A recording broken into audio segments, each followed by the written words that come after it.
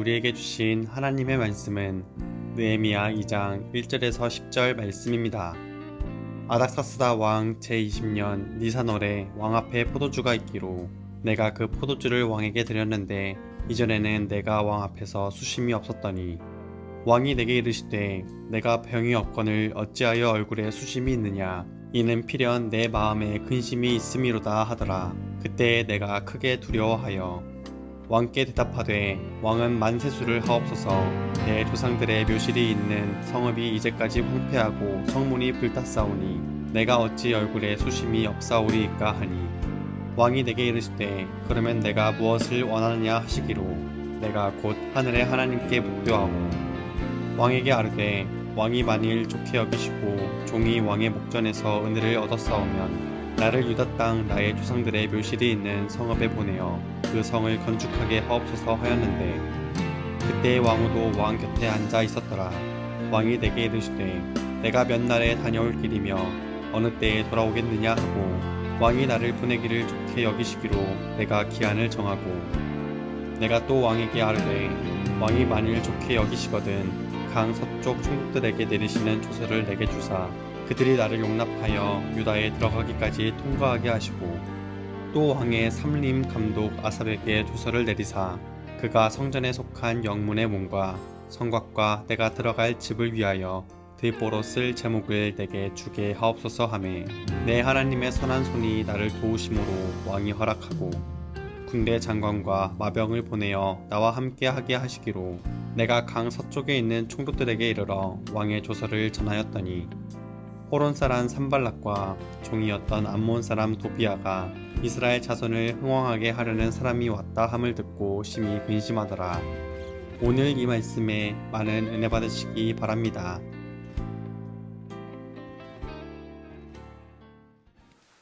느헤미야가 예루살렘 형편을 전해 들은 것이 언제인가 하는 그 시점을 분명하게 나타내고 있는데 1장 1절에 보면 아닥사스다 왕 제20년 기슬르월에 내가 수상궁에 있는데 라고 우리에게 시점을 알려줍니다. 이 기슬르월은 우리 지금 현재 쓰고 있는 서기력으로 따지면 11월 중순에서 12월 중순까지를 나타내는 그런 전통적인 유대인의 일종의 시간적 개념이고요. 우리가 2장에 와서 보면 2장 1절에 아닥사스다 왕 제20년 니산월에 또 이제 아주 분명한 시점을 얘기해 줍니다. 니산월은 3월 중순에서 4월 중순까지니까 처음 소식을 들은 기슬르월로부터 지금 2장의 배경이 되는 왕궁에서 일어난 일 사이에는 4달 정도의 차이가 있는 것을 우리가 볼 수 있습니다. 이 시간적인 차이를 되게 느헤미야를 주석하는 되게 성서학자들이나 또 설교하는 목회자들이 중시합니다. 왜냐하면 특별한 시간을 명시한 이유는 그 시간이 갖고 있는 의미를 생각해 보라는 일종의 성경을 편 저자들 또 성경을 이제 기록한 이들의 일종의 의도라고 볼 수 있기 때문입니다. 뭐 이게 시점이 중요하지 않다면 굳이 특정 시점을 언급할 필요가 없죠. 말하자면 이 4달 동안의 시간의 경과가 지금 느헤미야 1장과 2장 사이에 있었다 하는 것을 우리가 보게 됩니다. 첫 번째 소식을 듣고 느헤미야는 듣고 앉아서 울고 슬퍼하며 금식하고 기도했다. 제가 2장 4절에 있는 이 구절에서 우리의 움직임, 우리가 어떻게 행동하는지를 잘 표현한 이 6단어가 중요하다 이렇게 말씀을 드렸습니다. 아주 애통하는 가운데 슬픔을 안고 느헤미야가 하나님께 금식하며 기도하기 시작했다 하는 것을 볼 수 있습니다. 왜 이 4달이라는 이 시점을 특별히 성경을 좀 민감하게 읽는 독자들에게 눈에 분명히 띌 수 있도록 좀 생각할 수 있도록 의도적으로 성경이 지금 우리에게 전해주는가. 성경에 저희가 내러티브라고 부르는데요. 본문을 일종의 알려주는 일종의 화자, 말하는 사람이 왜 이렇게 우리에게 하는가 하는 것을 우리가 첫 번째로 2장 1절을 읽으면서 생각할 수 있습니다. 4달 동안 기도해도 4달 하면 이제 120일인데요. 우리가 흔히 100이라는 의미를 우리나라에서는 두고 있는데 여러분 120으로 기억하시면 좋을 것 같습니다.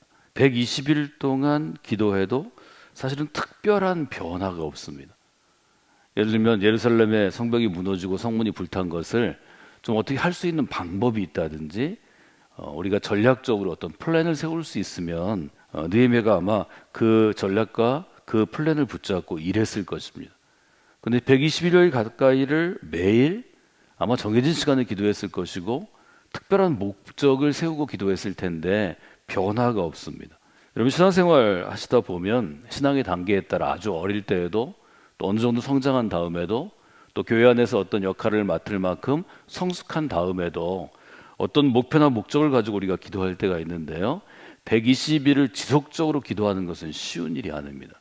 한국에서 주로 할 수 있는 일정한 좀 긴 시간의 기도의 일정의 한계가 저는 40일인 것 같습니다. 우리가 제일 정해놓고 오래 기도할 때가 사순절 기도회 때인데요. 사순절이 7주죠.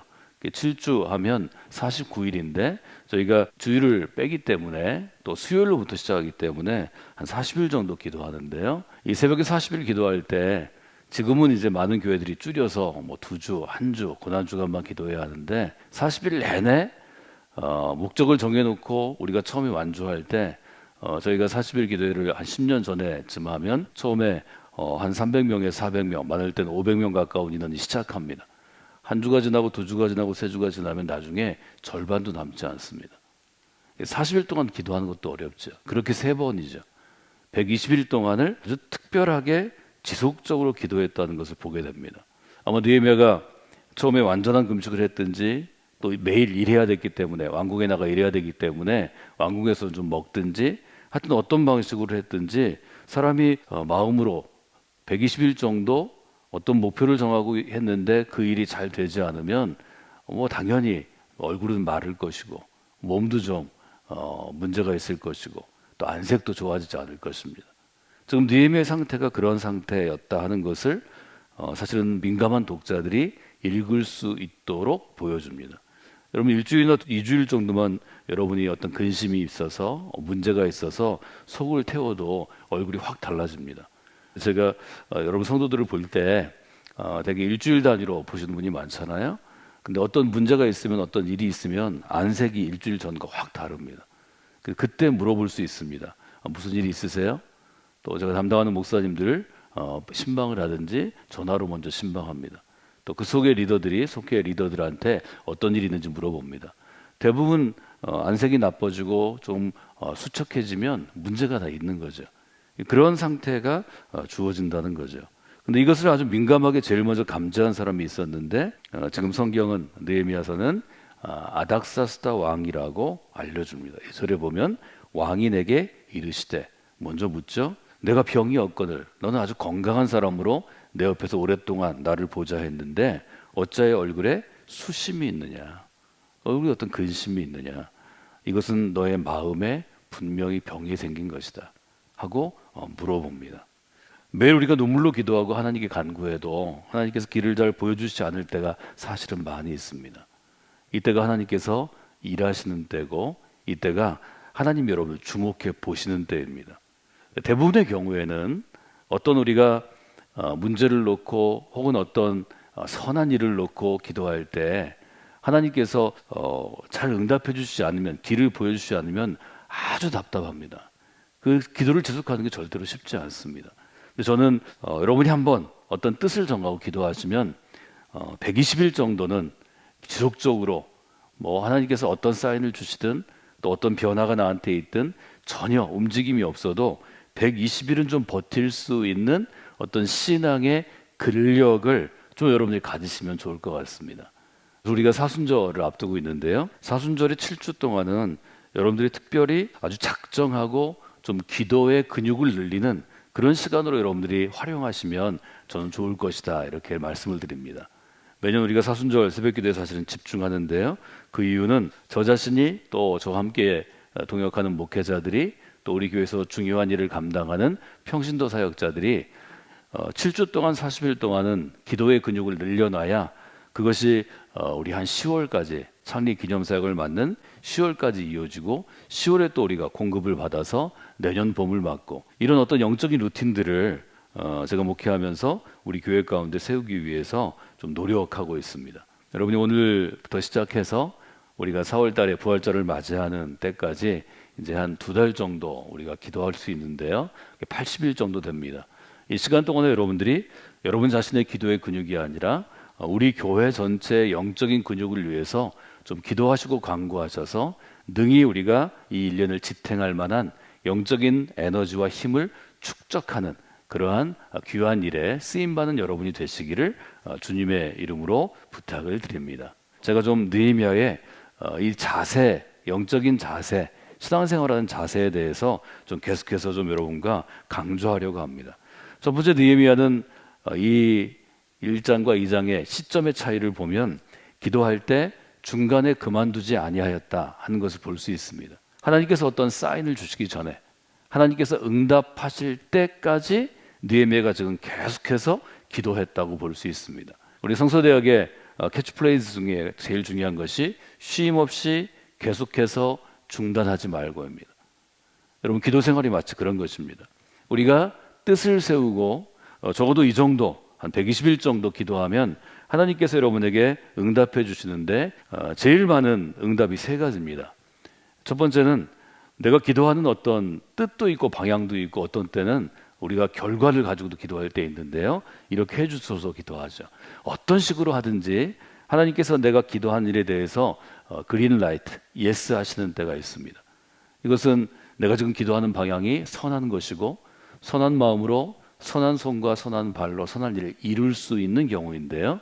대개 개인의 기도나 가정의 기도나 어떤 직장의 문제를 가지고 기도할 때는 이 예스란 사인보다 웨이팅 사인이 많이 나옵니다. 웨이팅 사인이 나올 때는 무엇인가 하면 나아갈 때인지 아닐 때인지 예스 노가 분명하지 않고 조금 더 시간을 두고 결정할 단계입니다. 이때는 여러분들이 기도에 대한 어떤 자세를 가지고 꾸준히 기도하셔야 합니다.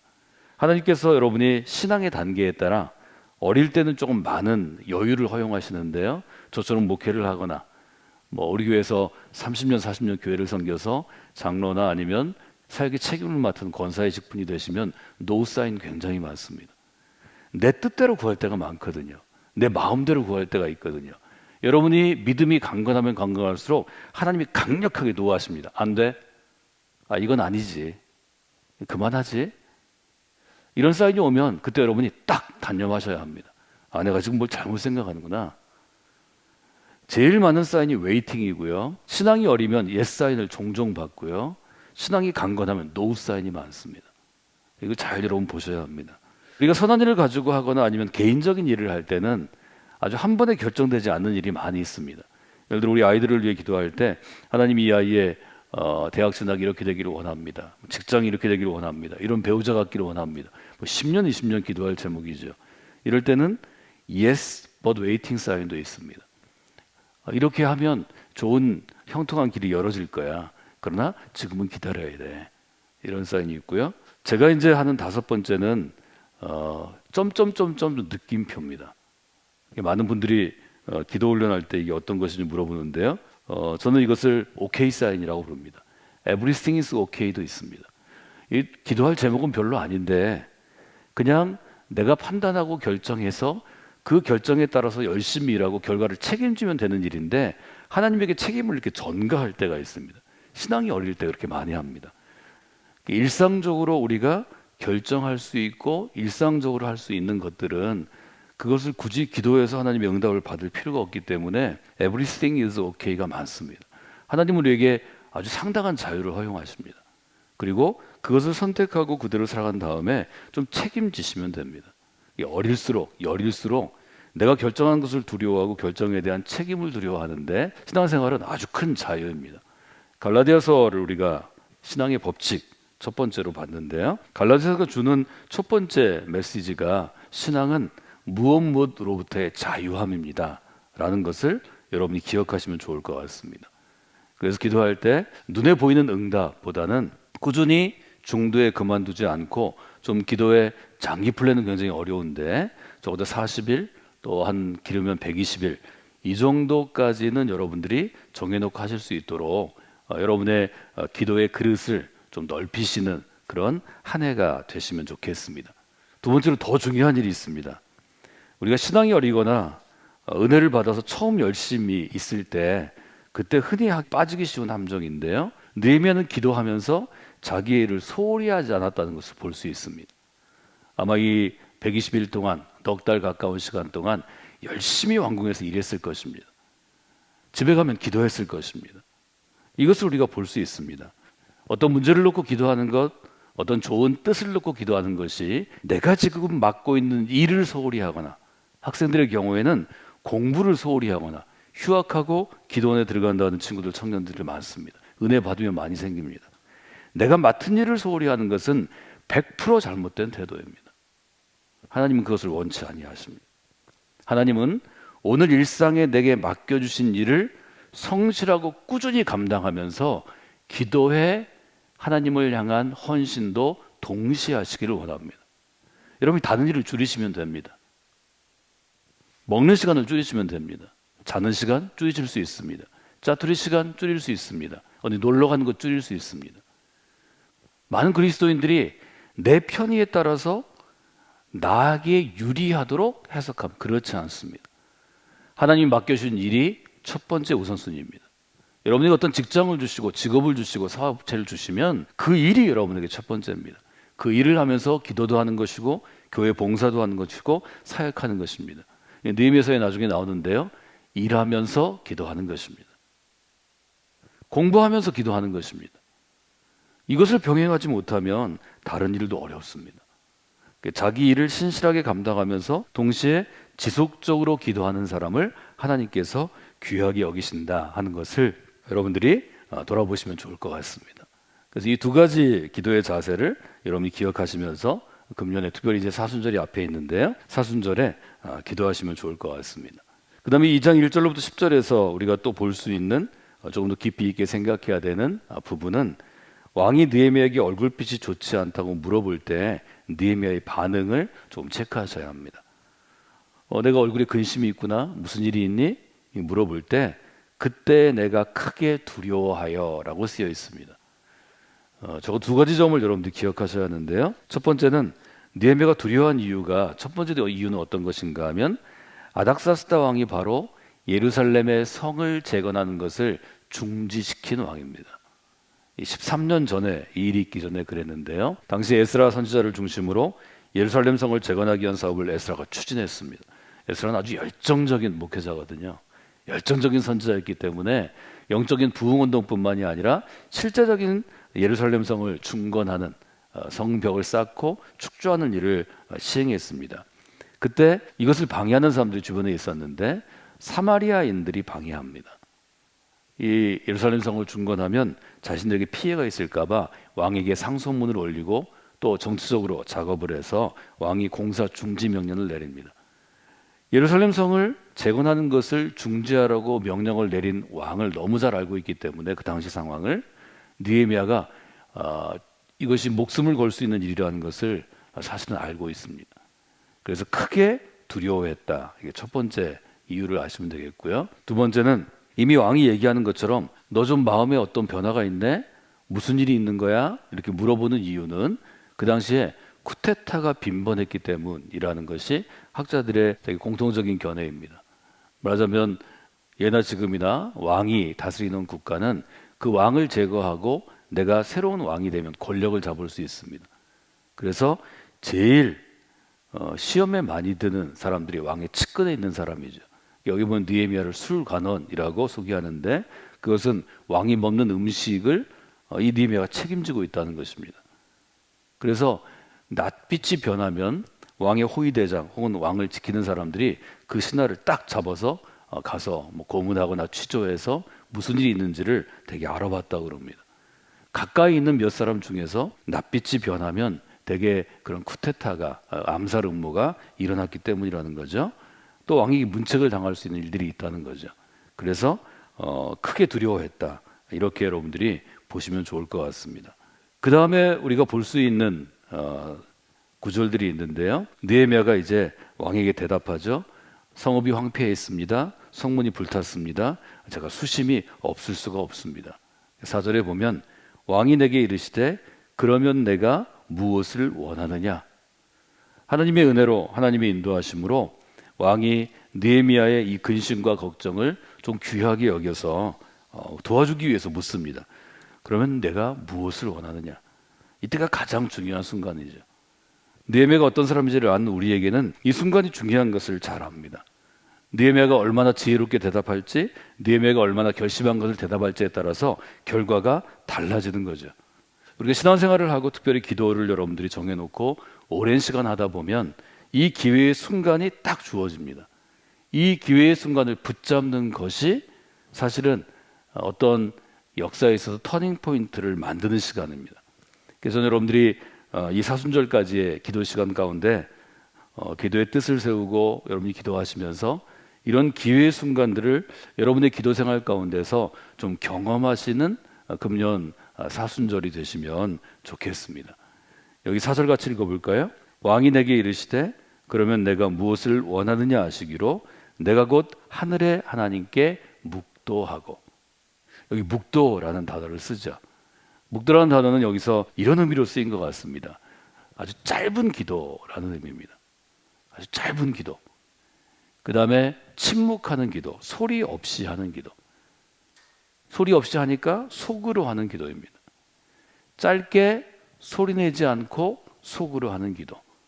왕 앞에서 지금 머뭇거릴 시간이 없습니다. 머뭇거리면 아마 기회를 잃을 그러한 가능성이 많고 또 왕이 의심도 받을 수 있습니다. 근데 짧은 시간 아주 결정적인 대답을 하기 위해서 묵도했다는 거죠. 여러분 특별히 직장 생활 하다 보면 이런 일이 있고요. 또 우리가 비즈니스 하다 보면 뭘 결정하거나 또 중요한 결정을 하는 사람과 짧은 면담을 할 때 이런 순간들이 있습니다. 이때 여러분들이 아주 짧은 기도를 통해서 하나님의 힘을 얻고 또 인도하심을 얻어서 기회를 딱 붙잡을 수 있어야 합니다. 일생에 이런 때가 여러 번 있는 것 같습니다. 여러분들이 이미 사순절 동안에 기도 생활하면서 이런 순간들을 한번 체험하시면 좋을 것 같습니다. 이런 결정적인 순간에 짧게 기도하고 하나님의 인도하심을 받기 위해서는 어느 날 갑자기 되는 것은 아닙니다. 적어도 느헤미야가 했던 것처럼 평생 동안의 기도의 생활과 훈련, 그리고 특별히 집중하는 이 120일 동안의 기도 생활을 통해서 하나님이 그 타이밍을 주시는 거죠. 제가 자주 쓰는 말 중에 하나님의 때라는 아주 신앙적인 제 자신의 용어가 있습니다. 하나님의 때, 하나님의 길로, 하나님의 규모로. 저는 이것이 하나님 나라의 원칙이라고 생각하고 또 그렇게 고백합니다. 이것은 저에게는 아주 중요한 신앙의 원칙인데요. 이 하나님의 때가 바로 그런 것입니다. 정말 긴박한 상황에서는 무엇인가를 결정하는 왕과 같은 나보다 권위 있는 사람 앞에서는 짧은 타이밍이 당황해서 순간적으로 지나갈 때가 많습니다. 여러분의 개인의 삶에서 또 여러분의 직장에서 또 어떤 사업의 문제가 있거나 그러한 일들이 있으면 또 교회 안에서 어떤 관계의 문제가 있으시면 여러분이 이 시간 기도하면서 또 특별히 사순절 내까지 앞으로 한 2달여 기도하시면서 이 기회를 붙잡는, 하나님이 기회를 주실 때 그 하나님의 때의 기회를 붙잡는 체험들을 좀 하시면 좋을 것 같습니다. 이 체험은 우리를 아주 성숙하게 합니다. 이 체험은 우리를 아주 무르익게 해서 더 좋은 그리스도인으로 변화시켜주는 아주 좋은 계기가 될 수 있습니다. 여러분들이 그런 시간들을 좀 보내시는 그런 분들이 되시기를 주님의 이름으로 축원해 드립니다.